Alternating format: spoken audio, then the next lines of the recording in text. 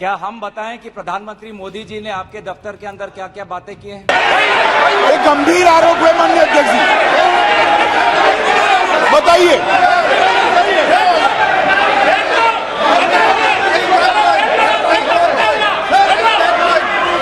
Sir, प्रधानमंत्री जी का लेंगे आप, प्रधानमंत्री जी का नाम लेते हुए और शेर का नाम लेते हुए ऐसा अनाप शनाप आरोप नहीं लगा सकते।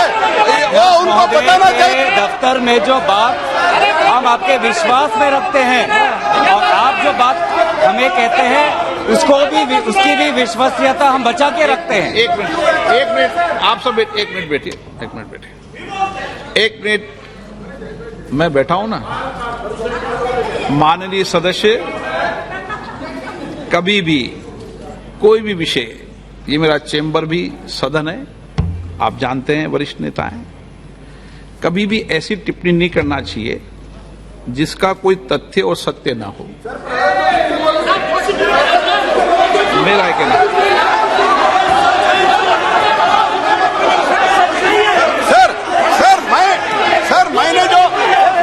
मैंने जो पब्लिक डोमेन में है सर, पब्लिक जो पब्लिक डोमेन में है, इन्होंने जो लेटर दिया है और प्रेस को भी कहा है, और प्रेस को भी कहा है सर, प्रेस के पास अनुभव होता है, प्रेस के पास भी सर इनका लेटर है सर, प्रेस पे चल रहा है। उसके बारे में मैंने पूछा, मैंने कुछ सीक्रेट नहीं पूछा, इनका जो सीक्रेट है मैंने नहीं पूछा, लेकिन इन्होंने क्या बता रहा है, माननीय प्रधानमंत्री जी का नाम लेके शेर का गरिमा और एक संसद की, उनको पता है, वो बोलने तो हम भी चर्चा के लिए तैयार है, लेकिन ऐसा अनाप शनाप आरोप नहीं लगा सकते हैं। अगर मंत्री महोदय अगर ये ऐसा नियम शुरू करना चाहते हैं कि सदन आपके दफ्तर में जो बात होती है उसको बाहर उजागर करना चाहेंगे तो बात हम भी रख सकते हैं सर, हम भी उल्टा बात रख सकते हैं अंदर के।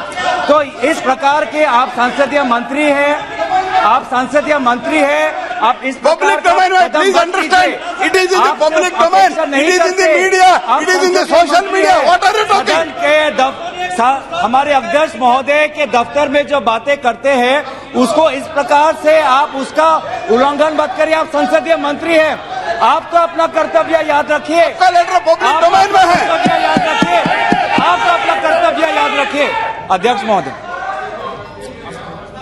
अब एक मिनट, महत्वपूर्ण विषय पर चर्चा कर रहे हैं। कोई भी ऐसा, हम इस सदन की गरिमा के अनुसार बोले, सदन की परंपराओं के अनुसार बोले। अविश्वास प्रस्ताव एक गंभीर प्रस्ताव है, तो मेरा सभी सदस्यों से आग्रह है कि वह चर्चा को गंभीरता से करे तो उचित रहेगा। गौरव गोगोई जी। अध्यक्ष महोदय, मैं इस प्रस्ताव को आपके समक्ष रखता हूं और आपकी अनुमति की अपेक्षा करता हूं कि मैं अपना वक्तव्य रखूं। अध्यक्ष महोदय, मैं सबसे पहले आपका आभार प्रकट करता हूं कि आपने इंडिया अलायंस के इस अविश्वास प्रस्ताव को आपने स्वीकार किया।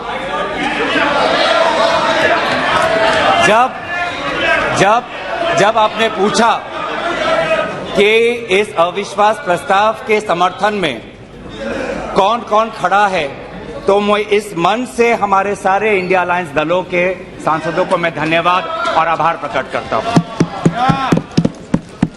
सर, ये अविश्वास प्रस्ताव हमारी मजबूरी है, ये हमारी मजबूरी है कि हम अविश्वास प्रस्ताव हमें लाना पड़ा, क्योंकि ये बात कभी भी संख्या की नहीं थी, ये बात हमेशा इंसाफ की थी, मणिपुर के इंसाफ की थी। आप पहले प्रस्ताव रख दो आप पहले। सर, प्रस्ताव मैंने आपसे अनुमति मांगा, मैं प्रस्ताव आगे करता हूं। मैं शुरुआत में उनकी अनुमति मांगी।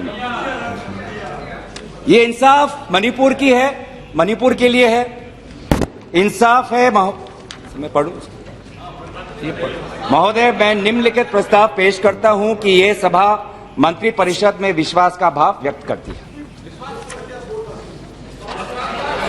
सर, अध्यक्ष महोदय, ये अविश्वास प्रस्ताव मणिपुर के लिए हम लाए हैं, इंडिया अलायंस, क्योंकि मणिपुर आज इंसाफ मांगता है, मणिपुर का युवा इंसाफ मांगता है, मणिपुर की बेटी इंसाफ मांगती है, मणिपुर के किसान इंसाफ मांगते हैं, मणिपुर के छात्र इंसाफ मांगते हैं। और मार्टिन लूथर किंग ने कहा है, मार्टिन लूथर किंग ने कहा है कि अगर कहीं भी नाइंसाफी हो तो वो हर जगह के लिए इंसाफ का खतरा बन सकता है। Injustice anywhere is a threat to justice everywhere. तो ये जो घटनाएं मणिपुर में हो रही है, इसको ये हम ना समझे कि उत्तर पूर्वांचल के किसी कोने में हो रहा है, ये भारत में हो रहा है सर। अगर मणिपुर जल रहा है तो भारत जल रहा है।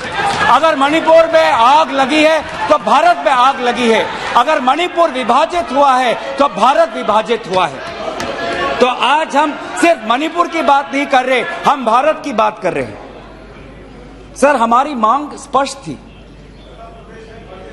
कि देश के मुखिया होने के नाते प्रधानमंत्री सदन में आए, अपनी बात रखे, अपनी संवेदना प्रकट करे और उस पर सारे पार्टी समर्थन दे और मणिपुर को एक संदेश जाए कि इस दुख की घड़ी में पूरा सदन मणिपुर के साथ है, हम मणिपुर में शांति चाहते हैं। यह हमारी अपेक्षा थी, यह हमारी अपेक्षा थी।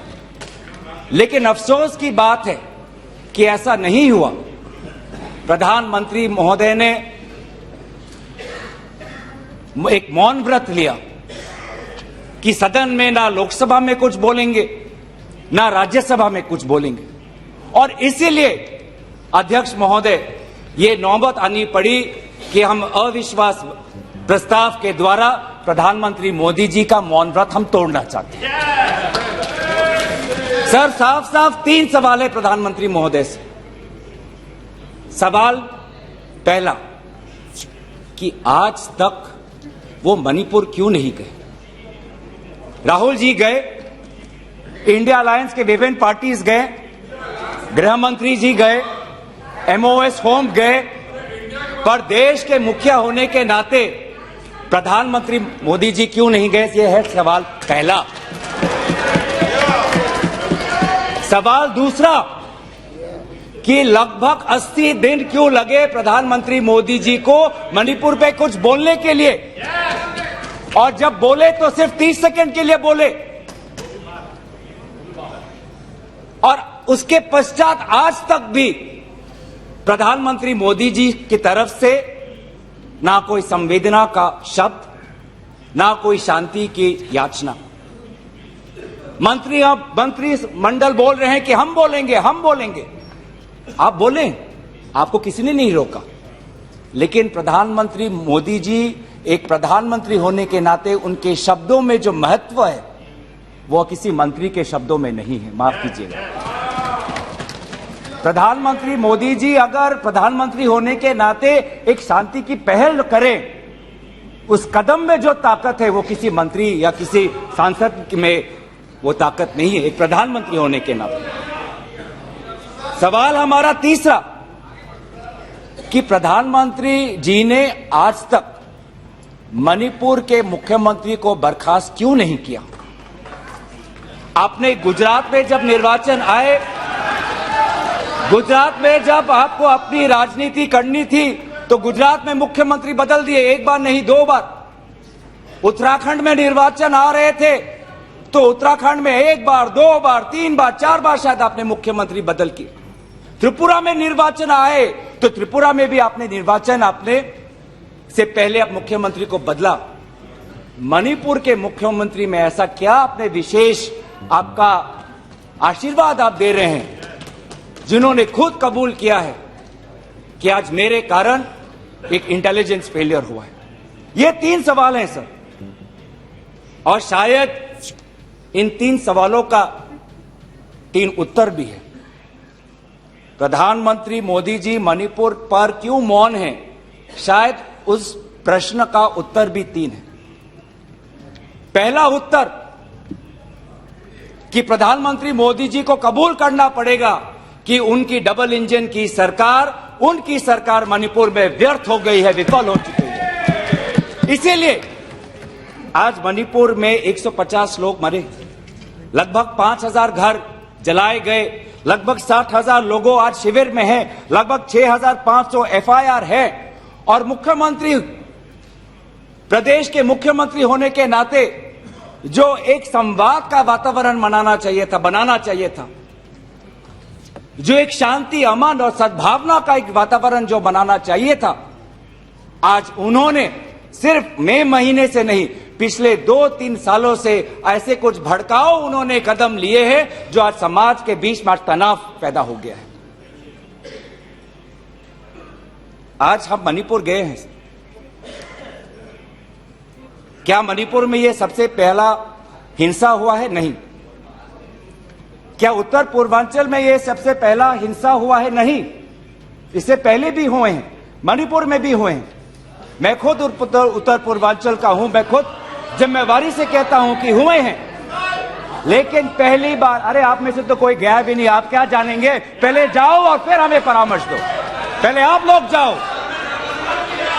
सर, हम गए और बहुत दुख हुआ कि हमने समाज में 2 वर्गों के बीच ऐसा बंटवारा, समाज के 2 वर्गों के बीच हृदय में इतना आक्रोश, इतना गुस्सा हमने पहले कभी नहीं देखा। हमने पहले कभी भी नहीं देखा कि आज समाज का एक वर्ग दूसरे के प्रति बदले की भाषा का प्रयोग कर रहा है। हमने कभी भी नहीं देखा कि एक प्रदेश में एक ऐसी लकीर खींच दी गई है कि पहाड़ पे एक वर्ग के लोग रहते हैं और वैली में एक वर्ग के लोग रहते हैं। अफसोस की बात है सर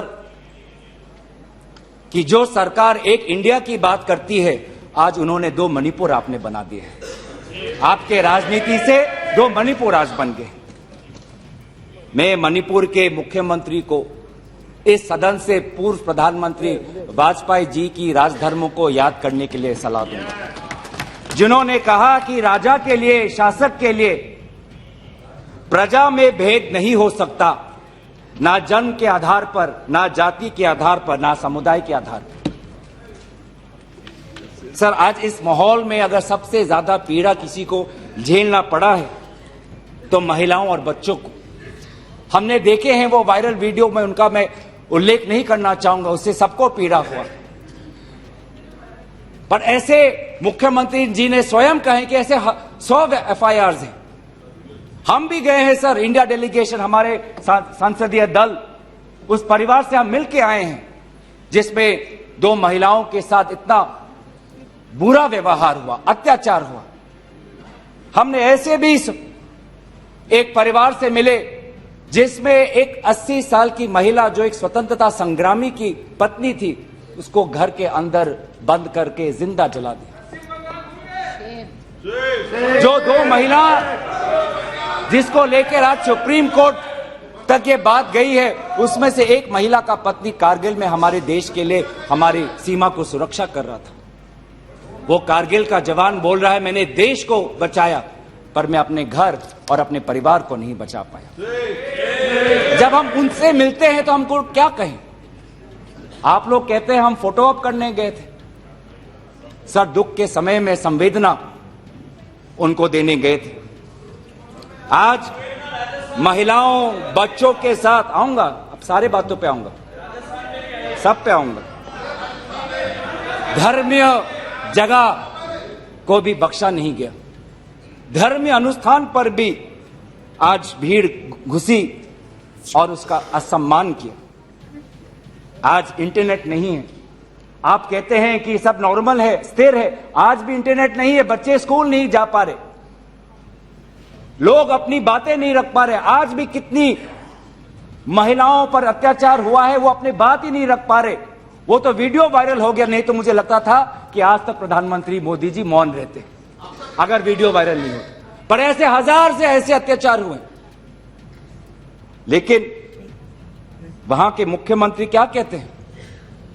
अभी ड्रग्स के ऊपर वो बोलते हैं कि ये सब ड्रग्स के लिए हुआ है। अध्यक्ष महोदय, बहुत गंभीर पूर्वक मैं ये बात अपने आपके समक्ष सदन में रख रहा हूं कि मणिपुर के मुख्यमंत्री के कार्यालय से जब एक ड्रग माफिया के बड़े नेता को वहां की पुलिस ने पकड़ा तो मुख्यमंत्री के दफ्तर से फोन गया कि उस ड्रग के माफिया को बचाओ, रिहा करो। और वो ड्रग का माफिया कौन था? वो ड्रग का माफिया आप ही की दल के ऑटोनोमस डिस्ट्रिक्ट काउंसिल के चेयरमैन थे, जो वहां पे जब इटोचा सिंह को पकड़ा गया, लोयांग नांगबंग इटोचा, जब इस व्यक्ति को पकड़ा गया तो मुख्यमंत्री के दफ्तर से फोन गया कि इसको रिहा करो। और ये इटोचा कौन है? वहीं के राज्य सरकार के पीएचई मिनिस्टर सुशील द्रो के भाई हैं। आज ये इन सरकार राज्य में ड्रग्स की बात करते हैं, ड्रग्स के साथ मुख्यमंत्री महोदय के दफ्तर का ताल्लुकात है।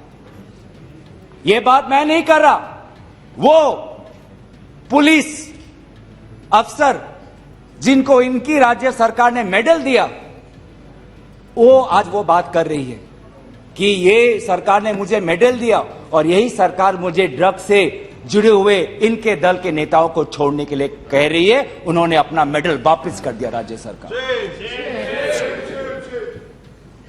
पॉपी फार्मिंग की बात करते हैं। आज आपका ही narcotics and affairs of border NAB ये कहता है the scale of poppy plantation in Manipur has spread across 15,400 acres of land in the hills between 2017 and 2023। 2017 में आपकी सरकार आई थी।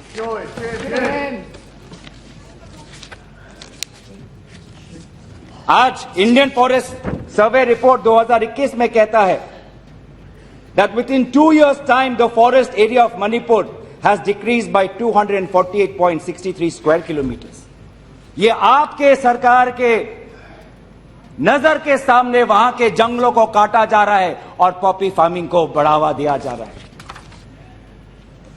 गृह मंत्री ड्रग्स को लेकर बार बार वक्तव्य देते हैं, लेकिन गृह मंत्री महोदय आपको भी पता है कि पिछले 5-6 सालों में ड्रग्स की ये समस्या कमी नहीं, थमी नहीं, बढ़ती जा रही है।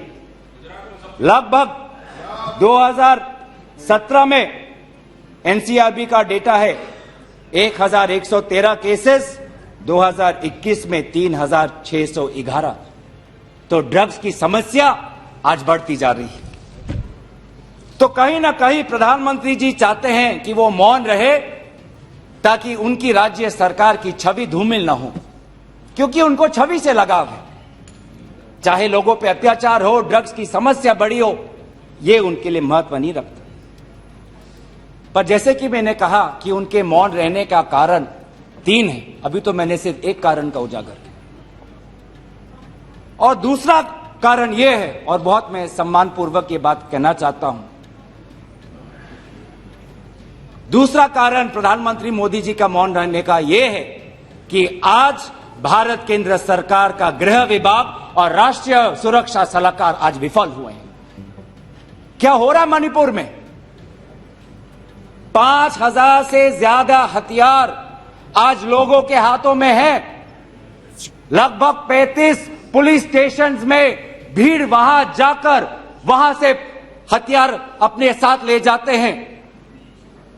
कभी आप जितने भी राज्यों का आपने जो उजागर किया है, कभी ऐसी स्थिति देखी है कि 2 महीनों में एक भीड़ पुलिस थाने में जाकर, पुलिस ट्रेनिंग कॉलेज में जाकर वहां पे जो हथियार है वो लेके जाती है?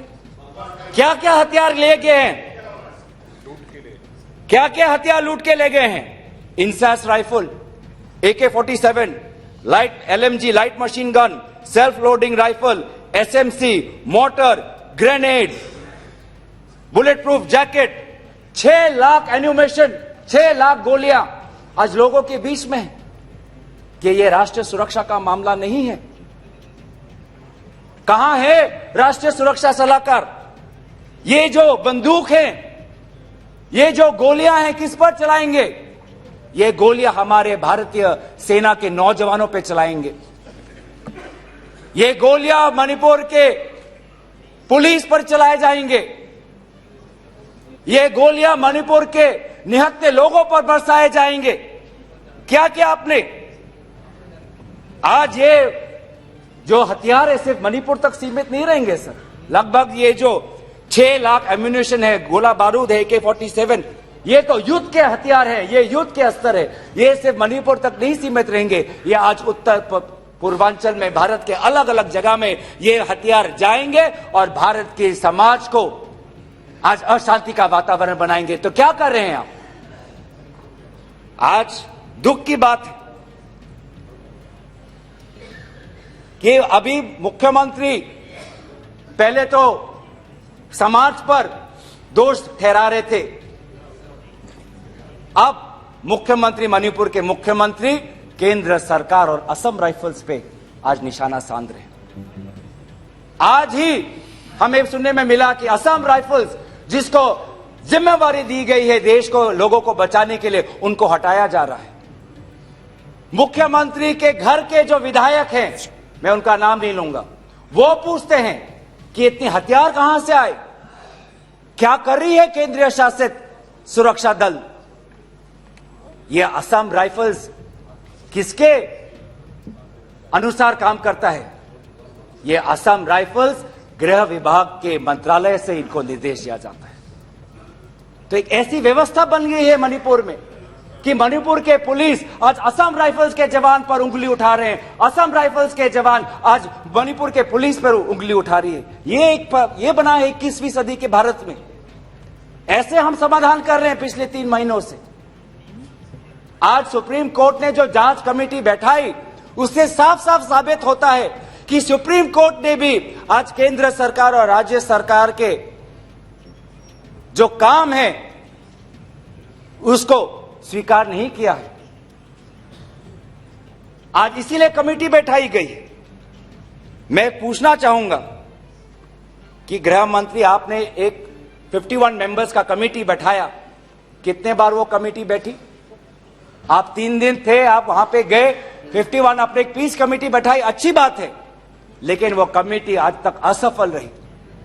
गृह मंत्री ने कहा कि मैं 15 दिन बाद में आऊंगा, पर गृह मंत्री 15 दिन हो गए हैं पर मणिपुर में दिखाई नहीं दिए। जब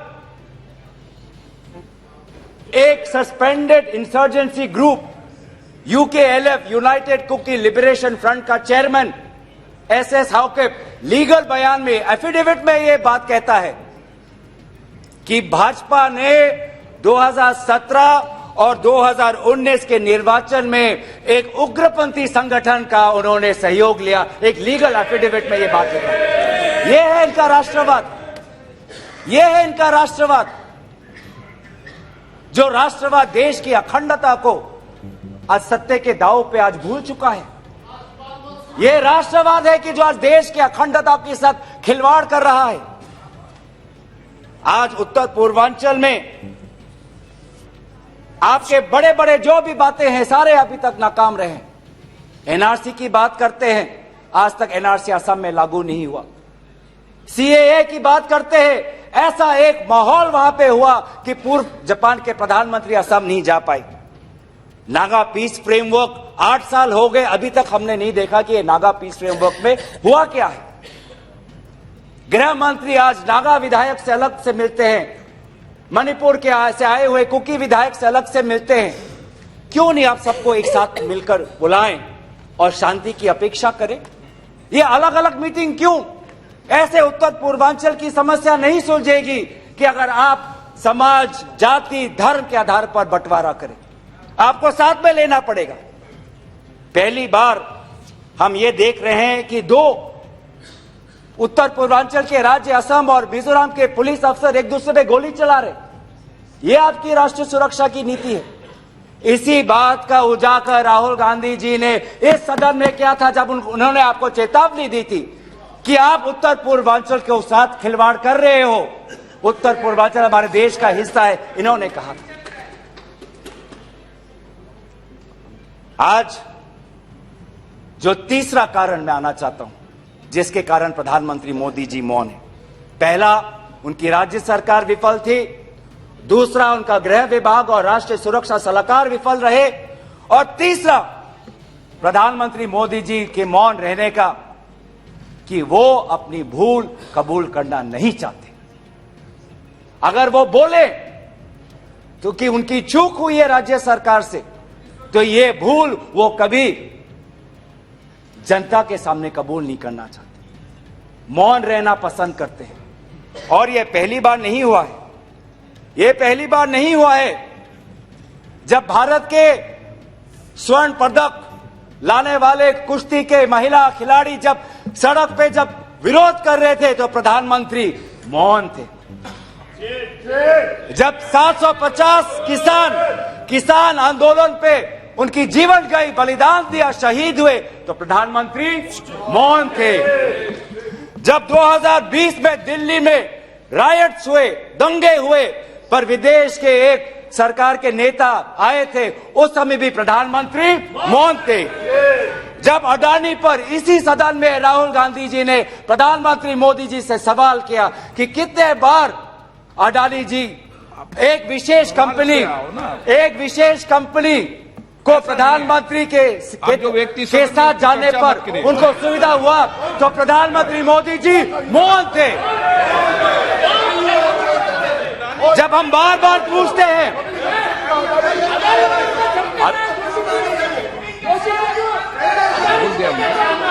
सर बड़ी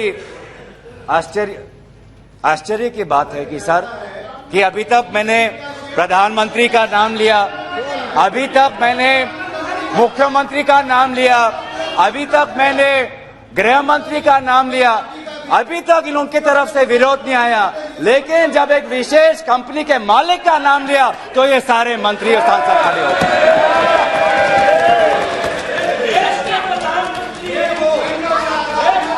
किसकी सरकार है सर? ये किसकी सरकार है? जब चीन पर हमने सवाल किया, चीन पर जब हम चीन पर आप पूछे, मैं चीन पर आता हूं, जब चीन पर हमने सवाल किया कि चीन हमारे सीमा के अंदर कितने किलोमीटर पर है, तो प्रधानमंत्री मोदी जी मौन रहे। प्रधानमंत्री मोदी जी ने G20 के बाली समिट में प्रेसिडेंट शी जिनपिंग के साथ क्या बातचीत की, उनके विदेश मंत्रालय ने इसको छुपाने की कोशिश की, लेकिन जब चीन के विदेश मंत्रालय से बात आई तो भारत सरकार के विदेश मंत्रालय ने खुद कबूल किया कि हाँ, हमने ये बात छुपाई थी कि बहुत संवेदनशील बातें प्रधानमंत्री मोदी जी ने शी जिनपिंग के साथ बाली में किया। हम पूछना चाहते कि क्या बातें की आपने, क्या समझौता हुआ, क्या बताएंगे? विदेश मंत्री ने कुछ दिन पहले हम सबके समक्ष एक स्टेटमेंट रखा, पर स्टेटमेंट पर भी बाली में प्रधानमंत्री मोदी जी और प्रेसिडेंट राष्ट्रपति शी जिनपिंग के बीच में क्या बात हुई, इन्होंने उजागर नहीं किया। आप चीन की बात करते हैं, तो प्रधानमंत्री मोदी जी जब जम्मू कश्मीर के पूर्व राज्यपाल ने कहा कि उन्होंने प्रधानमंत्री को फोन किया था, तो पूर्व ये राज्यपाल ने क्या कहा कि उनको चुप रहने का सलाह उनको मिला। प्रधानमंत्री मोदी जी मौन रहे। जब पूर्व एक राज्यपाल ने कहा कि हमने सुरक्षा मांगी थी हमारे पुलवामा के जवानों के लिए, लेकिन हमको कोई सुरक्षा नहीं मिली, जब ऐसा गंभीर बात एक पूर्व राज्यपाल, आपकी ही चुनी हुई राज्यपाल ने रखा, तो प्रधानमंत्री मोदी जी मौन रहे। जब कोविड में सेकेंड वेव में लोग के सांसों में, फाफड़ों में ऑक्सीजन नहीं था, तब प्रधानमंत्री पश्चिम बंगाल में वोट मांग रहे थे। जब मणिपुर में महिलाओं पर अत्याचार हो रहा था, तो प्रधानमंत्री जी कर्नाटक में वोट मांग रहे थे। ये कैसा राष्ट्रवाद है? ये कैसा राष्ट्रवाद है जो देश से ऊपर अपने सत्ता को ज्यादा महत्व देता है? इस देश के इतिहास में हमने दूसरे प्रधानमंत्री भी देखे हैं। हमने ऐसे भी प्रधानमंत्री देखे हैं जिन्होंने उत्तर पूर्वांचल और भारत की संवेदना को समझा। मैं उदाहरण देना चाहता हूं, जब असम में हमारा असम अकॉर्ड हुआ 1985 में, तो असम में हमारी कांग्रेस की सरकार थी, लेकिन शांति के पहल के लिए उस समय के पूर्व प्रधानमंत्री राजीव गांधी जी ने कहा कि कांग्रेस की सरकार बर्खास्त होनी चाहिए, हम एक निर्वाचन लाना चाहते हैं ताकि शांति आगे बढ़े। ये हमारा राष्ट्रवाद है कि दल से ऊपर हमारा देश, ये हमारा राष्ट्रवाद है। जब मीजो अकॉर्ड हुआ, सुन लीजिए, सुनने का धैर्य रखिए।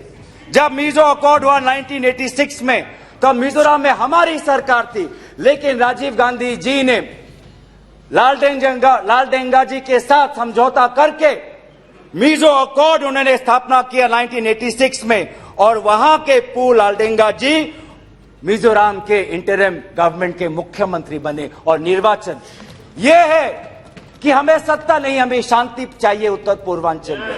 अगर सत्ता खोनी पड़ी, दल का बलिदान देना पड़ा, तो उत्तर पूर्वांचल और देश की अखंडता के लिए हम वो बलिदान देने के लिए तैयार हैं। सोनिया जी को याद होगा, जब मीजो अकॉर्ड हुआ उसके अगले ही दिन राजीव गांधी जी और सोनिया जी मिजोरम गए थे, आइजवाल गए थे, और जगह जगह पर लोगों ने इन दोनों का स्वागत किया और उन्होंने कहा, स्वागत राजीव गांधी जी, वेलकम राजीव गांधी जी, आप शांति के प्रतीक हो। ऐसा पहल प्रधानमंत्री मोदी जी मणिपुर में क्यों नहीं करते? हम उनका समर्थन करेंगे, हम उनका समर्थन करेंगे। इस सदन में जब 2012 में असम में कोकराझार में जब हिंसा हुआ, तो इस सदन में, लोकसभा में, राज्यसभा में प्रधानमंत्री, हमारे पहले प्रधानमंत्री डॉक्टर मनमोहन सिंह जी ने इस सदन में उन्होंने बात रखी। जब कोकराझार में जब हिंसा हुआ, तो उसके 7 दिन बाद प्रधानमंत्री मनमोहन सिंह जी वहां पर गए और उन्होंने कहा, क्या कहा? उन्होंने कहा असम में जाकर, we are one people, we are one nation, we must live together as such, we must restore peace and calm throughout the area. ऐसी बातें प्रधानमंत्री मोदी जी क्यों नहीं करते? चलिए मेरे दल का नहीं, मैं आपके दल का उदाहरण देता हूं। जब 2002 में गुजरात में जब दंगे हुए, तो उस समय के प्रधानमंत्री वाजपेयी जी गुजरात गए थे, शाह आलम के वो रेफ्यूजी कैंप में गए थे। तो सीधा सीधा सर, मैं प्रधानमंत्री जी से 3 में हमारी याचना है, 3 हमारी याचना है। याचना 1 कि वो सदन में आकर अपनी बात रखे, लोकसभा में आए और राज्यसभा में भी जाएं, लोकसभा में भी आए और राज्यसभा में भी जाए। हमारी याचना 2 कि वो मणिपुर जाए और पूरे पार्टी को लेके जाए। ये बात हमने सदन के प्रारंभ होने से भी पहले कहा था कि अगर प्रधानमंत्री पूरा मणिपुर को में एक ऑल पार्टी डेलीगेशन लेके जाएंगे तो हम सब उसमें शामिल होंगे। और हमारा 3 ये याचना है कि मणिपुर के विभिन्न समाज सेवक संगठनों को बुलाकर एक मीटिंग करिए, शांति का एक पहल रखिए। लेकिन प्रधानमंत्री क्या कर रहे हैं? प्रधानमंत्री आज इंडिया अलायंस को बदनाम करने में तुले, देश के नाम को आज बदनाम करने में तुले हैं। अफसोस की बात है, अफसोस की बात है, जब आप पॉपुलर फ्रंट ऑफ इंडिया की बात करते हैं, इंडिया मुजाहिदीन की बात करते हैं, ईस्ट इंडिया कंपनी की बात करते हैं, तो हम इंडियन इंस्टीट्यूट ऑफ टेक्नोलॉजी की बात करते हैं, हम इंडियन स्पेस रिसर्च ऑर्गेनाइजेशन की बात करते हैं, हम इंडियन पुलिस फोर्स की बात करते हैं, हम इंडियन एयरफोर्स की बात करते हैं। आप जब इंडिया को बदनाम करते हैं तो हमें तो भारत का तिरंगा दिखता है, जहां पे गेरुआ है, सफेद है, हरा है और बीच में अशोका चक्र है। आज नफरत एक हथियार बन चुका है, नफरत एक हथियार बन चुका है वोट जीतने के लिए। वो चाहे मणिपुर में हो, वो चाहे हरियाणा में हो, वो चाहे कर्नाटक में हो, वो चाहे मध्य प्रदेश में हो। आप जितना भी नफरत फैलाएं, आप जितना भी नफरत फैलाएं, हमने राहुल जी के नेतृत्व में भारत जोड़ो यात्रा किया है। आपके नफरत के बाजार में हम जगह जगह पे मोहब्बत का दुकान खोलेंगे। हम संविधान की सुरक्षा करेंगे। Our constitution that talks about equality, liberty, justice, fraternity, हम इस संविधान के आदर्शों की हम सुरक्षा करेंगे। आप पूंजीपतियों का विकास चाहते हैं, सबका विकास कहते हैं, लेकिन करते हैं पूंजीपतियों का विकास, और वो भी सिर्फ 6 पूंजीपतियों का। आज भारत में एक ऐसा हमने व्यवस्था देखा है कि 6 कंपनियों के पास आज 25% पोर्ट है, 45% सीमेंट प्रोडक्शन है, 33% स्टील प्रोडक्शन है, 60% टेलीकॉम प्रोडक्शन है, 45% कोल प्रोडक्शन है। यह है आपका विकास का मॉडल, यह है आपका विकास का मॉडल। मैं उस कंपनी का नाम नहीं लूंगा जिससे आप उत्तेजित हो जाते हैं, लेकिन दूसरे कंपनी को तो नाम ले सकता हूं। यह कैसा प्रक्रिया है सर? ये कैसा कॉम्पिटेटिव इकोनॉमी बना रहे हैं? जब अप्रैल 2030 में श्री सीमेंट संघी इंडस्ट्रीज को खरीदना चाहता है तो जून में ही श्री सीमेंट पर आईटी का डिपार्टमेंट का रेड होता है और जुलाई 2023 में श्री सीमेंट एक्विजिशन से बाहर निकलता है और अगस्त में अडानी का अंबुजा सीमेंट संघी इंडस्ट्री को। ये इकोनॉमी बना रहे हैं, ऐसा इकोनॉमी आप बनाएंगे? हम चाहते हैं पूंजीपतियों का विकास नहीं, हम चाहते हैं कि किसान का विकास हो जिससे राहुल जी मिले हैं। हम चाहते हैं वो मैकेनिक का विकास हो जिससे राहुल जी मिले हैं। हम चाहते हैं वो फैक्ट्री वर्कर का विकास हो जिससे हमारे पास आते हैं वो स्मॉल बिजनेस, वो ट्रेडर्स जो हमारे पास आते हैं, हम उनका विकास चाहते हैं। आप गरीबों की बात करते हैं, आपने गरीबों के साथ विश्वासघात किया है। आज टमाटर 2050 केजी में, पेट्रोल 102 लीटर का, एलपीजी 1200 रुपए सिलेंडर का, मिल्क आज दूध के दाम पे। आपको इकोनॉमी की बात करते हैं, लार्जेस्ट फास्टेस्ट ग्रोइंग इकोनॉमी की बात करते हैं, जाइए ये भाषा उस आजाद मंडी के उस आदमी के सामने वो रखिए जिसके आंसू आज पूरे देश ने देखा है, जो कहता है रो रो के कि मेरे पास पैसा नहीं है। ये जीडीपी और फास्टेस्ट ग्रोइंग इकोनॉमी की बातें उनको समझाइएगा। आजादपुर मंडी में राहुल जी गए, आप किसान की बात करते हैं, आपके डेटा में आज हमको मिला है कि लगभग 10,000 किसानों ने आत्महत्या कर दी है, जिसमें से किसान है, श्रमिक है, कल्टीवेटर्स है। ये है पार्लियामेंट में आज उत्तर आता है कि एमजीएनरेगा में 5 करोड़ लोगों को आज एमजीएनरेगा से बाहर कर दिया है। ये आपका विकास है? तो सर ये आप गरीबों पे विश्वासघात करिए, हम राजस्थान की तरह देश में महंगाई में हम राहत लाएंगे। आप आदिवासियों में अत्याचार करें, हम आदिवासी छात्र, महिलाओं और एनजीओ के साथ हम भारत को हम जोड़ेंगे और इंडिया को जिताएंगे। India that is a union of states, we will protect and we will win. जो 2024 में भारत जीतेगा, इंडिया जीतेगा।